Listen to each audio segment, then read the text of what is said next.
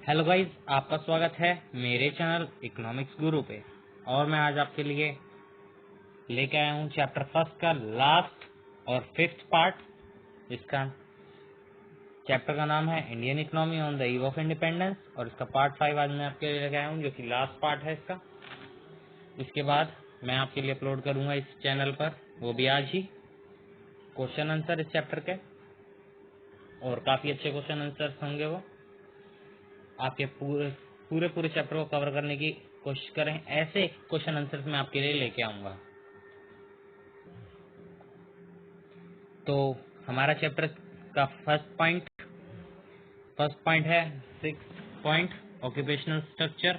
इस पार्ट का first point occupational structure है, और 7th पॉइंट है हमारा इंफ्रास्ट्रक्चर, जो कि पिछली स्लाइड में आप देख चुके हैं। तो अब हम शुरू करते हैं 6 point occupational structure. Occupational structure refers to distribution of working population across primary, secondary, tertiary sector of the economy। इसका मतलब है कि occupational structure क्या क्या है। occupational structure वो है जो कि वर्किंग पॉपुलेशन को डिस्ट्रीब्यूट करता है किन किन पार्ट्स में, प्राइमरी सेक्टर में, सेकेंडरी सेक्टर में और टर्शियरी सेक्टर में। एक इकोनॉमी के तीनों ये सेक्टर में जो है वर्किंग पॉपुलेशन को जब डिवाइड करते हैं तो उसे ऑक्यूपेशनल स्ट्रक्चर कहा जाता है। अगला पॉइंट है agriculture the principal source of occupation. Agriculture जो कि एक प्रिंसिपल सोर्स है ऑक्यूपेशन का इंडिया में। तो on the eve of independence about 72.7 of the working percent of population engaged in the primary sector with agriculture and its principal components। तो 72.7% working population जो है प्राइमरी सेक्टर मतलब agriculture sector में, और उसके प्रिंसिपल कंपोनेंट्स मतलब उसके और भी पार्ट्स में जुड़ी हुई थी। ये डाटा आप लर्न कर लीजिए, या मेन पॉइंट इसको जो है बहुत अच्छा पॉइंट है। डाटा तो मैं आपको बोलता हूँ बिल्कुल रिकॉर्डेड रहना चाहिए आपके पास। और अगला पॉइंट है industry and significant source of occupation. अब on the eve of independence of the barely 90% of working population in the India was engaged in the manufacturing industry। इसका मतलब है सिर्फ 9% working population on the eve of independence, working population जो थी manufacturing industries में work कर रही थी। मतलब बहुत कम है ये तो। इस टाइम तो बहुत ज्यादा वर्किंग पॉपुलेशन इंडस्ट्री में काम कर रही है। तो ये 9% जो है ये भी नोट कर लीजिएगा। अगला पॉइंट में लेके आया, अगला पॉइंट पे चलते हैं। Insignificant transition from agriculture to industry. Transition मतलब कन्वर्ट करना, मतलब इनसिग्निफिकेंट था, ज्यादा इंपॉर्टेंट नहीं था उस टाइम पे। The transition from agriculture to the industry was insignificant और ऑलमोस्ट नेग्लिजिबल। मतलब जरूरी भी नहीं समझता था कोई पहले, और जो है बहुत कम था, ट्रांजिशन बहुत कम हुआ था। यूँ मान लीजिए इंडस्ट्री तो थी नहीं, जैसा कि मैंने आपको बताया था पहले भी कि इंडस्ट्री तो थी ही नहीं, तो ये सब महत्वपूर्ण नहीं था इधर। अब अगली स्लाइड की तरफ चल रहे हैं हम। तो अगली स्लाइड पे पहुंच चुके हैं हम, जो है इंफ्रास्ट्रक्चर। तो इंफ्रास्ट्रक्चर मतलब तो आप जानते ही होंगे, रोड वोड ये सब इंफ्रास्ट्रक्चर होता है हमारा। रोड हो गए, हॉस्पिटल हो गए, जो भी जितने भी हैं सब इंफ्रास्ट्रक्चर है। Infrastructure refers to the element of economic change like mean of transport, etc., and development of social changes by the growth which serves as a foundation of growth and development of country। तो infrastructure में 2 point है। पहला point है हमारा economic changes, दूसरा point है social changes. Economic changes में क्या आता है, like means of transport etcetera, means of transport हो गए, रेलवेज ये सब। और दूसरा पॉइंट जो था सोशल चेंजेस, इनमें आ गए हैं आपके हॉस्पिटल वगैरह वगैरह, ये सब चीजें सोशल चेंजेस होती हैं। ठीक है, और इसी को हम जो है इंफ्रास्ट्रक्चर बोलते हैं। इन्हीं दो पॉइंट्स में जितने भी आ जाते हैं सभी को इंफ्रास्ट्रक्चर बोलते हैं। तो इंफ्रास्ट्रक्चर में पहला आ गया railway, were introduced in the India in 1850 and were developed to transport finished goods and Britain from the interior of the colonial India। इसका मतलब रेलवे जो है 1850 में इंट्रोड्यूस करी गई थी इंडिया में ब्रिटिशर्स के द्वारा। 1850 में इसका काम शुरू हुआ था और जो है ब्रिटिशर ने ये रेलवे इसलिए लाई थी ताकि उनकी जो मार्केट है वो एक्सपेंड हो सके अपने इंडिया में, हमारे इंडिया में एक्सपेंड हो चुके, हर कोने कोने तक ब्रिटिश प्रोडक्ट पहुंच चुके। और मैं आपको बता दूं कि इंडियन रेलवे जो पहली रेल चली थी वो आपकी चली थी, आप इसे बुक में भी देखेंगे तो 16 अप्रैल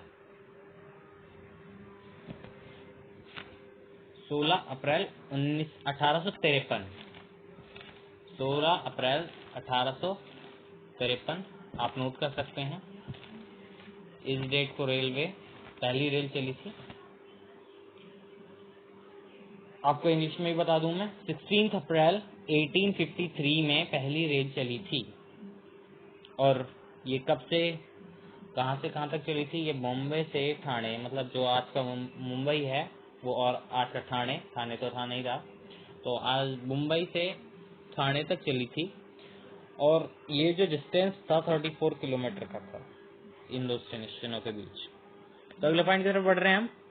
पोर्ट्स क्या थे? Were developed to handle export of raw material to Britain and inputs of any goods and Britain. तो पोर्ट्स क्या थे? हैंडल करे जाते थे एक्सपोर्ट ऑफ रॉ मटेरियल के लिए और इनपुट्स, ब्रिटेन इंडस्ट्री के जो इनपुट्स थे उन्हें भारत में लाने के लिए। पर आपको बता दूं नॉलेज के लिए, और बुक में भी एक कंटेंट है कि पोर्ट्स इतने कामयाब नहीं रहे थे, ब्रिटिश ने जो डेवलप्ड करे थे पोर्ट्स ने कामयाब नहीं रहे थे, और रेलवे बहुत ज्यादा कामयाब रही थी इनके कंपैरिजन में। अगला है post and telegraph were developed to the enhance administrative efficiency, it serves the purpose of maintaining law and order.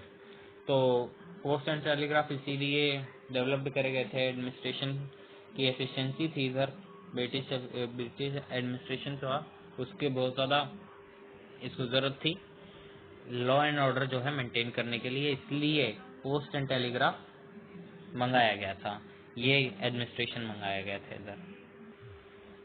अगला है रोड। अगला जो हमारा पॉइंट आया है ये है रोड्स, और रोड्स डेवलप्ड कर रहे थे facilitate the transportation of raw material from the different part of the country to the ports.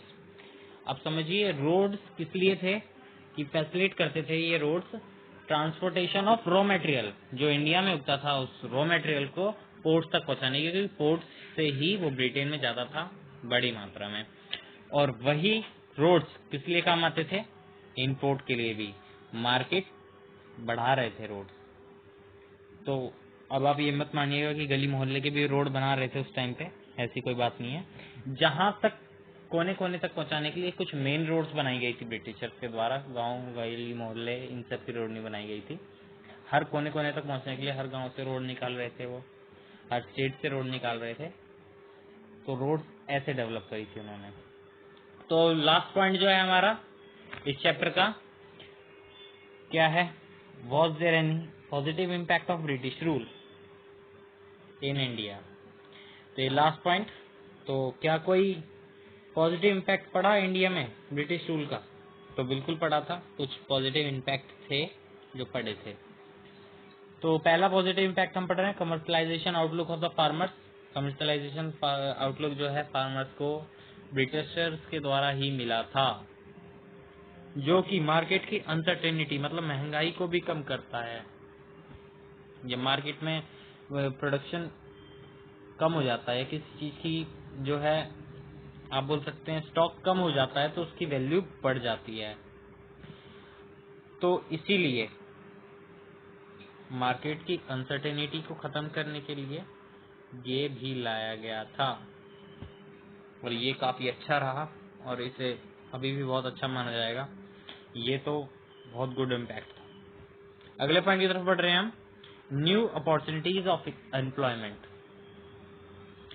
Opportunities दी थी ब्रिटिश गवर्नमेंट ने, कैसे? Spread of railways and roads under the new opportunities of the economic and social growth. अब roads बनेंगी उनमें भी लोग लगेंगे, रेलवे चलेगी तो उसमें भी रोड लगेंगे, लोग लगेंगे जो कि काम करेंगे, और काफी एडमिनिस्ट्रेशन चाहिए इस रेलवे को भी बनाने के लिए। तो काफी लोगों को एम्प्लॉयमेंट मिला इन दोनों चीजों से, जो कि सोशल और इकोनॉमिक ग्रोथ को बढ़ावा दे रहे थे। अब कंट्रोल फेमाइन, फेमाइन का मतलब है भूखमरी, तो इसके बारे में पढ़ते हैं हम। Rapid means of transport facilitate aided rapid movement of the food grains development affected areas. मतलब अब यहाँ कह सकते हैं हम, रैपिड ट्रांसपोर्टेशन फैसिलिटी जब हुई तो रैपिड फूड रेंज पहुंचाए जाने लगे। कहाँ पर? वैसे एरियाज में जो कि फूड रेंज से प्रभावित थे। ठीक है, तो अब हम अगली स्लाइड की तरफ बढ़ रहे हैं, जो कि हमारी लास्ट स्लाइड है इस चैप्टर की। इसके बाद मैं आपको क्वेश्चन आंसर दूंगा। चलिए बढ़ते हैं अगली स्लाइड की तरफ। तो last, monetary system of exchange, ये तो आप अभी भी अपने हाथों में देख सकते हैं। मॉनेटरी सिस्टम मतलब पैसे, रुपए, नोट, ये सब। पहले हर देश की अलग अलग मॉनेटरी सिस्टम थी, हर राज्य की भी थी। इंडिया में जितने भी राज्य थे सबके अलग अलग पैसे थे, तो बहुत ज्यादा दिक्कत आती थी किसी को सामान खरीदने में। तो growth of monetary system to exchange facility division of labour specialization and the large scale production. Large scale production में भी इसने बहुत बढ़ावा दिया है। इसका मतलब ये है, लेबर स्पेशलाइजेशन भी बहुत अच्छा पॉइंट है इसका, क्योंकि मॉनेटरी सिस्टम आप ये मान लीजिए, अगर पैसे नहीं होते तो आप सोचिए क्या होता। आप किसी को, आप मान लीजिए आप ही काम कर रहे हैं, आप किसी का काम करने जा रहे हैं, तो आप उससे गेहूं लेके आएंगे। सोचिए, सिर्फ गेहूं मिलेगा आपको, और उसी गेहूं से आपको और चीजें खरीदनी पड़ेगी, और इसमें भी आपको जो है जरूरत के हिसाब से कि सामने वाले की क्या जरूरत है जिससे आप खरीदने जा रहे हैं सामान। गेहूं की उसे जरूरत है तभी वो आपको ज्यादा सामान देगा, अगर उसे जरूरत नहीं है तो वो शायद ना भी दे और कम दे। तो अगला और लास्ट पॉइंट की तरफ बढ़ रहे हैं हम। Efficient system of administration. जो एडमिनिस्ट्रेशन है, जितना भी एडमिनिस्ट्रेशन लिया गया है सब ब्रिटिश रूल से लिया गया है, जो करंट में चल रहा है। President, prime minister, home minister, जितने भी मिनिस्ट्री हैं, जितनी भी पुलिस, डिफेंस, ये सब कुछ एडमिनिस्ट्रेशन, पोस्ट, टेलीग्राफ, जितने भी सब कुछ इसी से ब्रिटिशर से ही लिया गया था। पॉइंट को पढ़ते हैं। The British government in India left the legacy, ये पूरा है लेगेसी, ये पूरा है, ये वर्ड पूरा है आपका लेगेसी। लेगेसी का मतलब तो आपको पता होगा कि विरासत, ये अकाउंट्स में भी पढ़ा होगा आपने।